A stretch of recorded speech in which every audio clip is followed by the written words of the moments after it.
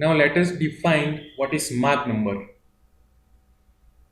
Mach number m is defined as velocity v divided by the speed of sound.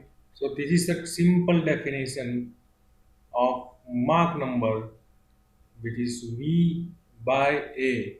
A here is the speed of sound and v is the velocity of the flow. Now different flows are classified on the basis of the value of Mach number. For example, if Mach number is less than 1, it is called subsonic flow. Subsonic flow. If Mach number is equal to 1, it is called sonic flow. If Mach number is greater than 1, it is called supersonic flow. And if Mach number is greater than 5, it is called hypersonic flow. There is yet another flow, which is if Mach number is between zero point 0.8 to 1.2, it is called transonic flow. It is called transonic flow because the flow is transforming or transitioning from subsonic to supersonic flow. Let us see what is the physical meaning. Physical meaning of Mach number. For this, let us take a ratio of kinetic energy, which is V square by 2 divided by internal energy, which is E. We know that internal energy is a function of temperature for a thermally perfect gas. We can write E is equal to Cv into T. As we all know, that Cv is equal to R by gamma minus 1 into T. So gamma minus will come here by 2 into V square divided by R into T. Now let us multiply and divide this equation by gamma, and we know that gamma RT is nothing but A square, where A is speed of sound. So gamma minus 1 by 2 into V square by this is A square. This will become M square because we have defined M as V by A. So this will become gamma upon gamma minus 1 by 2 into M square. We can see from the first and the last term that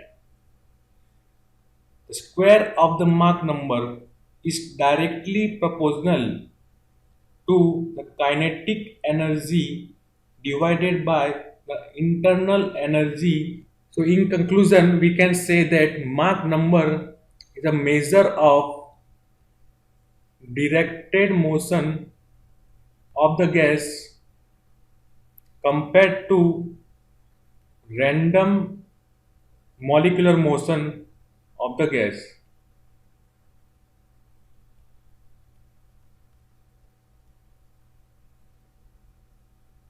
Now we will define a few flow parameters which are necessary to understand the further phenomena.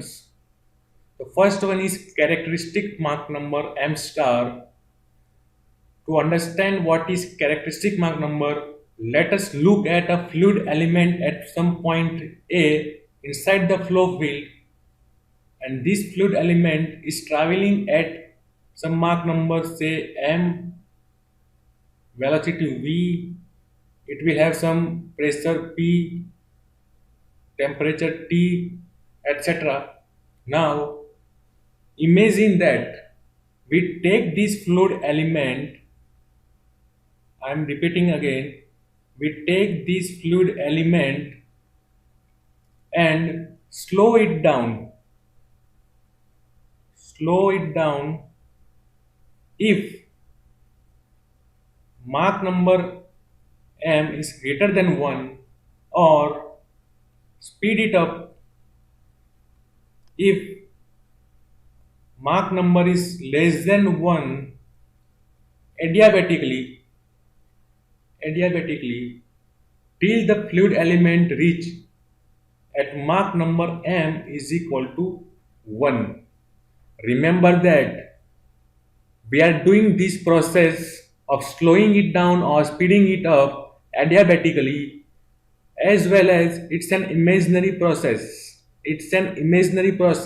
The original flow field may not be adiabatic, but what we are doing is that we are taking the fluid element which is situated at point A, and we are imagining that the fluid element at point A had Mach number is equal to 1 rather than its original Mach number m. And that is why in our imagination we slow it down or speed it up and bring it up at Mach number is equal to 1. And the whole process is adiabatic. And it is common sense that the temperature T will not be constant, but it will change from T to T star, some other temperature. So at this temperature T star, we will define a speed of sound A star, which will be equal to gamma R into T star. And if we divide velocity v by this value A star, we will get a characteristic Mach number m star. Remember that the process is adiabatic and we are ultimately taking the fluid element from Mach number m to Mach number is equal to 1. We have defined characteristic Mach number because we will use this characteristic Mach number as a reference Mach number in our subsequent calculations. Next, we will define stagnation pressure and stagnation temperature, or it is also called total pressure and total temperature. It is denoted by P0 and T0 respectively. And to define total pressure and total temperature, let us consider a fluid element which is situated at point A, traveling at Mach number m, velocity v, pressure P, temperature T. Now again we will consider an imaginary process in which we are isentropically slowing down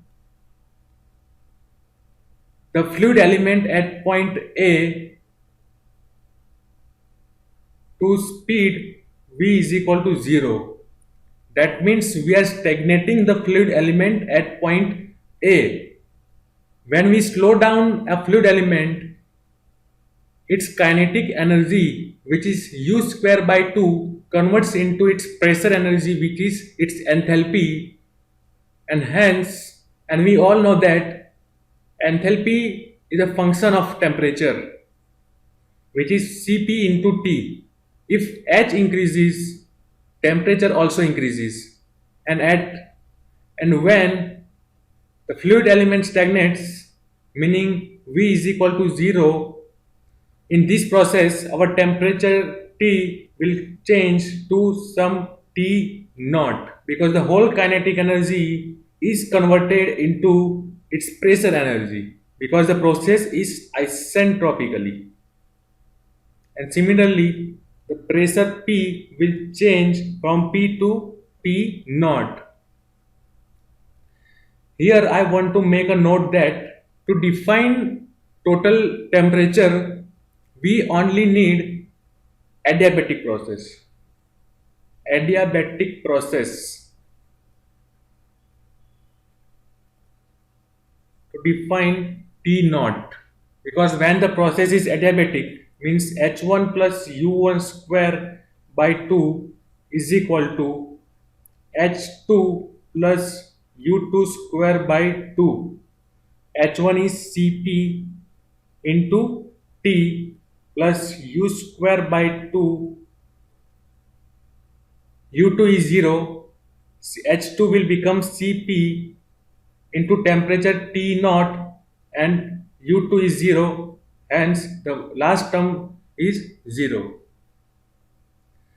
So to find out temperature T naught, we only need an adiabatic process and we do not require an isentropic process. But to define total pressure P naught, we require an isentropic process. Because let's consider a case, a flow in which friction is present. Friction is present. Though our duct is adiabatic, no heat can be transferred to and from the fluid element which is inside the duct. Because of this friction between the fluid and the wall of the duct, there will be some heat generation at the wall. Since the boundaries are adiabatic, the whole heat will be taken away by the gas itself and hence there is no energy loss, and that is why we only require an adiabatic process. But if there is a friction present, then there is a loss of pressure P naught, and that is why we require an isentropic process. We require an isentropic process to define P naught. Lastly, we will define stagnation speed of sound.